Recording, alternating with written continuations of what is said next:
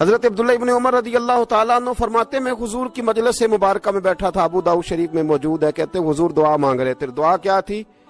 دعا حضور یہ مانگ رہے تھے، رب اغفر لی، یا اللہ ہمیں بخش دے، وتب علیہ، اللہ ہماری توبہ قبول فرما، انک انت التواب الرحیم، بے شک تو توبہ قبول کرنے والا اور رحم کرنے والا۔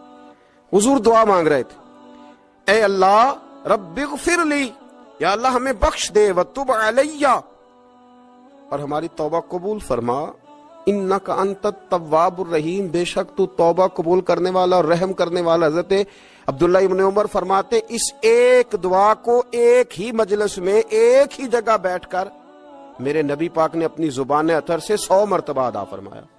100 مرتبہ حضور نے یہ لفظ کہے، رب اغفر لی وتب علیہ، رب اغفر لی وتب علیہ، رب اغفر لی، اے اللہ بخش دے، رحم فرما، وتب علیہ، بس قبول کر لے نا اب ہماری توبہ، انک انت التواب الرحیم، بے شک تو توبہ قبول کر لیا کرتا ہے، تو رحم فرمایا کرتا ہے۔ ایک ہی مجلس میں 100 دفعہ حضور نے دعا مانگی، دعا مانگ کے پھر دعا مانگی، اور دعا مانگ کے پھر دعا مانگی۔ اللہ کو منایا میرے رسول پاک، حضور نے ہمیں بتلایا، اسے مناؤ، اس کی بارگاہ عالی مرتبت میں جھکو، اور حضور نے خود بھی یہ طریقہ ہمارے سامنے بطور سنت کے چھوڑا، اور پھر نبی پاک صلی اللہ علیہ وسلم نے آگے بڑھ کے ہمیں کچھ اور باتیں بھی ارشاد فرمائی۔ حضور نے ہمیں بتلایا کہ پچھلے لوگ اپنے رب کو کیسے مناتے تھے، وہ کس طرح اس کے حضور ناز عرض کرتے تھے، منانے کے طریقے بھی بتلائے۔ فرمایا جب ماں باپ دعا مانگیں گے اولاد کے حق میں تو وہ مان جائے گا۔ حضور علیہ السلام نے فرمایا جب مسافر دعا مانگے گا تو اللہ مان جائے گا۔ فرمایا میرے رسول کریم نے کہ جب بیمار دعا مانگے گا تو اللہ مان جائے گا۔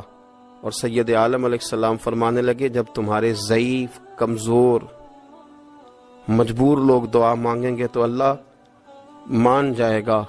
اور حضور نے فرمایا جب تم فرض ادا کر کے دعا مانگو گے تو اللہ مان جائے گا۔ اور میرے محبوب نے فرمایا جب پچھلی رات اٹھ کے تم اس کے حضور عرض کرو گے تو وہ تمہاری دعاؤں کو قبول کر لے گا، وہ تم مان جائے گا۔ اور حضور نے ہمیں دن بتائے، فرمایا جمعے والے دن مانگنا مان جائے گا، شب قدر کو مانگ لینا مان جائے گا، شب برات میں دعائیں کرنا وہ مان جائے گا، رمضان کی راتوں میں مانگنا مان جائے گا، قرآن پاک کے ختم کے موقع پر دعا کرنا مان جائے گا۔ طریقے بتلائے۔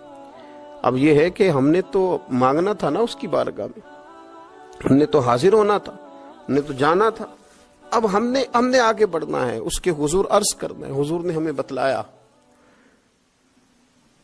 کہ مومن متقی ہوتا ہے نا، پرہیزگار ہوتا ہے، تو اس نے کچھ نیکیاں بھی کی ہوتی ہیں، جس طرح اسے اپنے گناہوں کا پتہ ہوتا ہے نا، تو اسے پتہ ہوتا ہے کہ نہیں یار فلاں کام میں نے فقط اللہ کی رضا کے لیے کیا ہوا ہے، وہ میرا اور میرے رب کا راز ہے۔ فرمایا جب تم بڑے الجھ جاؤ نا، جب تم بڑی آزمائش میں آ جاؤ، اور جب تم سمجھ لو کہ اب میں بڑی تکلیف میں آ گیا ہوں، تو پھر ایک طریقہ حضور نے ہمیں اور بھی بتلایا مانگنے کا، ایک اور طریقہ بھی بتلایا، اور وہ روایت صحیح مسلم میں موجود ہے۔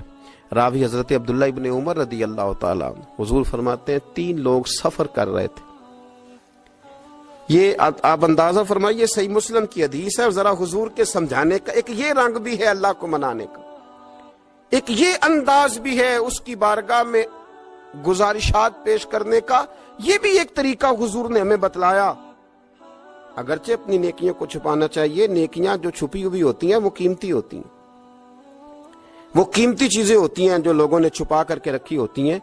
حضرت عبداللہ ابن عمر فرمانے لگے کہ نبی پاک صلی اللہ علیہ وسلم فرماتے ہیں 3 لوگ سفر کر رہے تھے، رستے میں طوفان آ گیا، تیز بارش شروع ہو گئی، تو حضور فرماتے ہیں وہ تینوں بارش سے بچنے کے لیے ایک غار میں چھپ گئے۔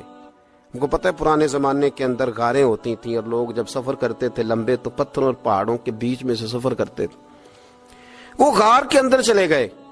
اب چونکہ طوفان بہت زیادہ تھا، جب وہ غار کے اندر چلے گئے تو اللہ کے پیارے حبیب صلی اللہ علیہ وسلم فرماتے ہیں پتھر اوپر سے لڑکتا ہوا آیا اور غار کے منہ کے آگے آ کے اس نے غار کو بند کر دیا۔ اب اتنا تیز اور اس مضبوطی کے ساتھ وہ پتھر لگا اور اتنا صحیح فٹ ہوا کہ اندر روشنی آنی بھی ختم ہو گئی۔ اب 3 لوگ ہیں، تھوڑی دیر تو وہ پریشان رہے کہ شاید اب کبھی بچ نہیں سکیں گے, شاید چاروں جانب اندھیرا ہی ہے اور اندھیرا ہی رہے گا, شاید یہاں سے نکلنے کے لیے اب ہمیں کوئی رستہ میسر نہیں آئے گا.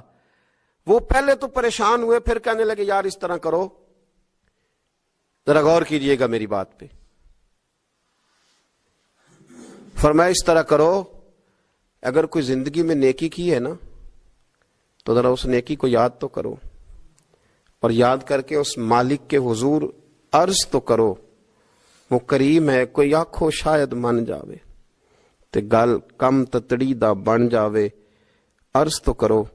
تو ان میں سے یہ آپ اندازہ فرمائیے, یہ بات بیان کون کر رہا ہے؟ یہ مدینے والے رسول بیان کر رہے ہیں, یہ نبی پاک علیہ السلام نے بیان فرمایا. یہ وہ کہانی ہے جو ہمیں ہمارے نبی پاک نے سنائی, رسول کریم علیہ السلام نے ہمیں بتلائی, یہ داستان محبت.